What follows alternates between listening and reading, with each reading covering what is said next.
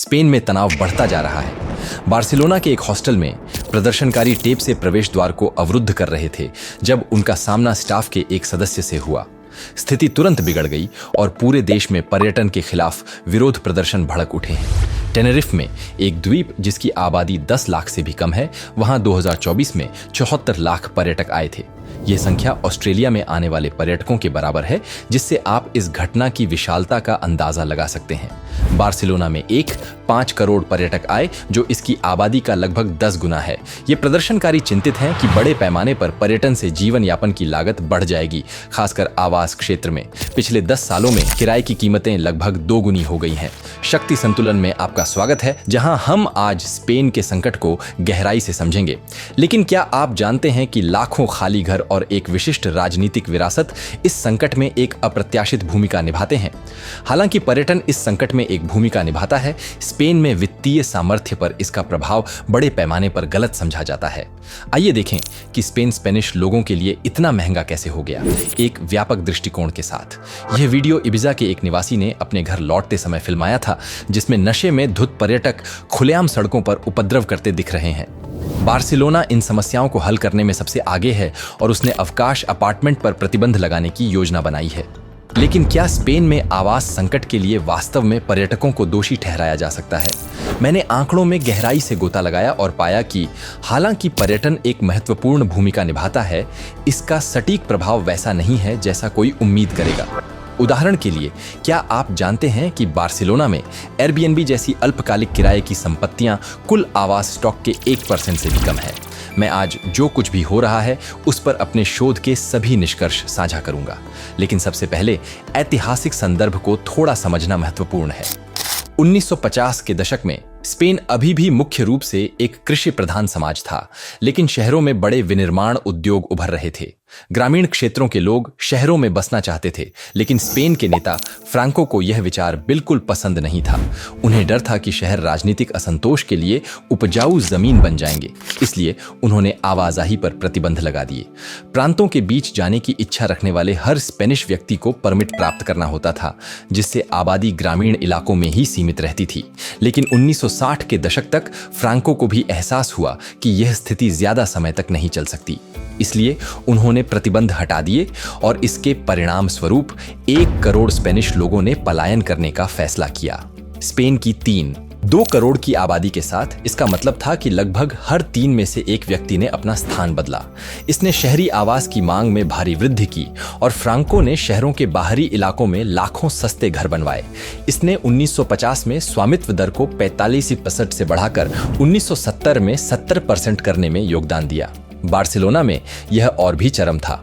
1950 में केवल 5% निवासियों के पास अपना घर था और 1970 तक यह आंकड़ा बढ़कर 88% हो गया था। इस प्रकार फ्रांको ने स्पेन को मकान मालिकों का देश बनाने में मदद की। यदि आपको स्पेन पर यह विश्लेषण दिलचस्प लग रहा है, तो मैं आपको हमारे चैनल शक्ति संतुलन को सब्सक्राइब करने और नोटिफिकेशन बेल को ऑन करने के लिए आमंत्रित करता हूं। हर हफ्ते हम दुनिया भर में ऐसे जटिल घटनाक्रमों को डिकोड करते हैं। आपका एक साधारण लाइक भी हमें इस तरह के गहन विषयों में रुचि रखने वाले अन्य लोगों तक पहुंचने में बहुत मदद करता है। फ्रांको की मृत्यु के बाद स्पेन यूरोपीय आर्थिक क्षेत्र में शामिल हो गया और उसने पर्यटन के लिए अपने दरवाजे खोल दिए। 1992 के बार्सिलोना ग्रीष्मकालीन ओलंपिक इस बदलाव का एक महत्वपूर्ण मोड़ साबित हुए। इस आयोजन की तैयारी में शहर ने अपने बुनियादी ढांचे में भारी निवेश किया। कारखानों की जगह पार्क बनाए गए, मछुआरों की झोपड़ियों की जगह पर्यटकों के लिए समुद्र तट विकसित किए गए। शहर एक शहरी पर्यटन मक्का में बदल गया, जिसने स्पेन को एक आकर्षक अवकाश गंतव्य के रूप में फिर से स्थापित करने में मदद की। यह सब एक सोची समझी योजना का हिस्सा था।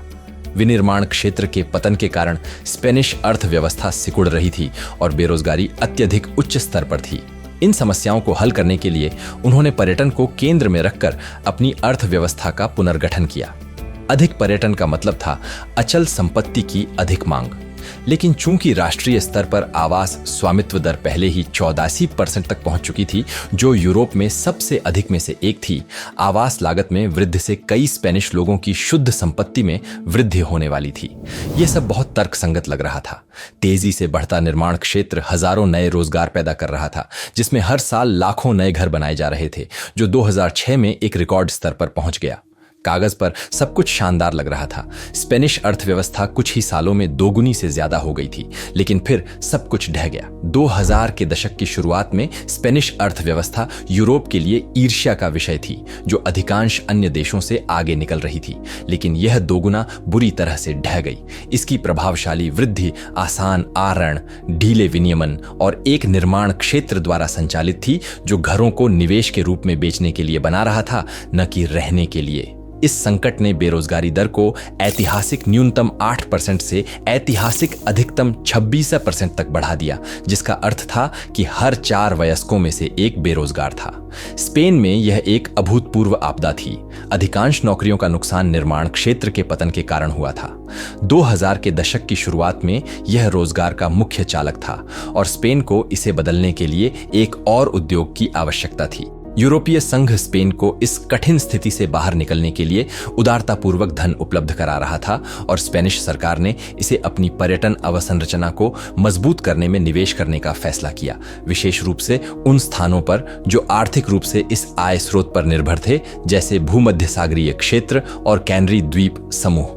फिर अरब स्प्रिंग के बाद कई पर्यटकों ने ट्यूनीशिया, मिस्र और तुर्की जैसे उत्तरी अफ्रीका के लोकप्रिय गंतव्यों का दौरा न करने का फैसला किया, जिसने स्पेन में पर्यटन में उछाल लाने में योगदान दिया।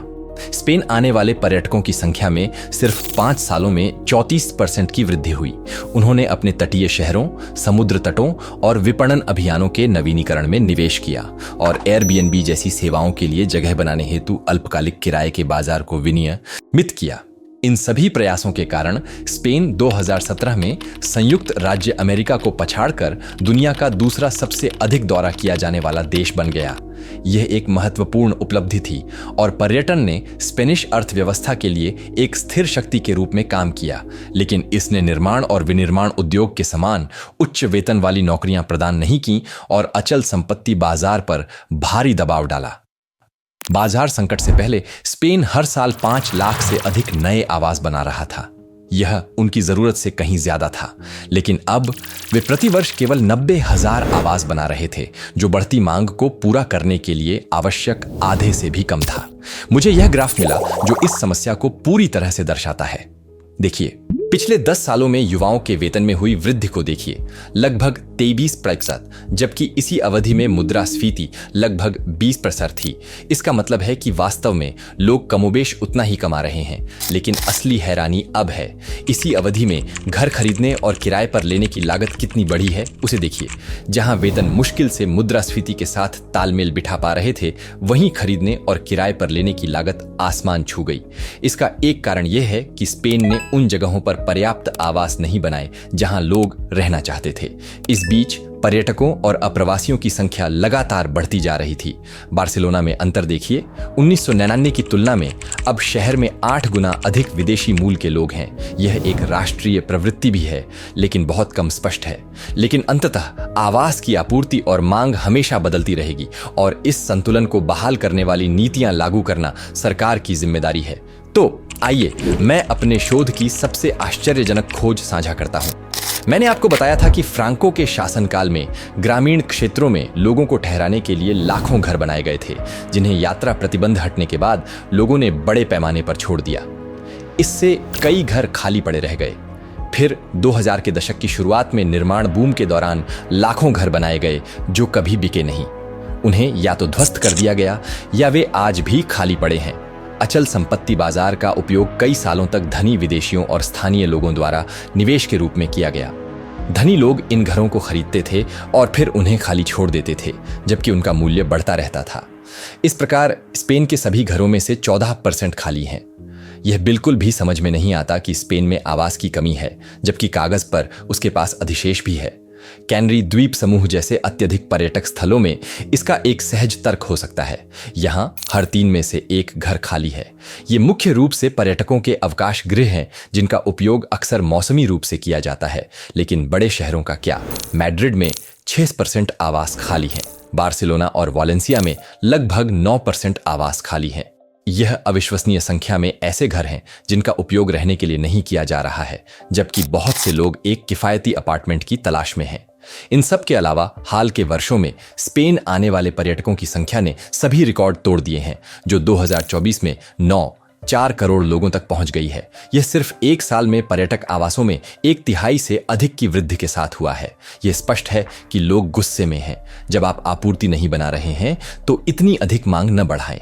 स्पेन में आवास संकट में पर्यटन एक महत्वपूर्ण भूमिका निभाता है।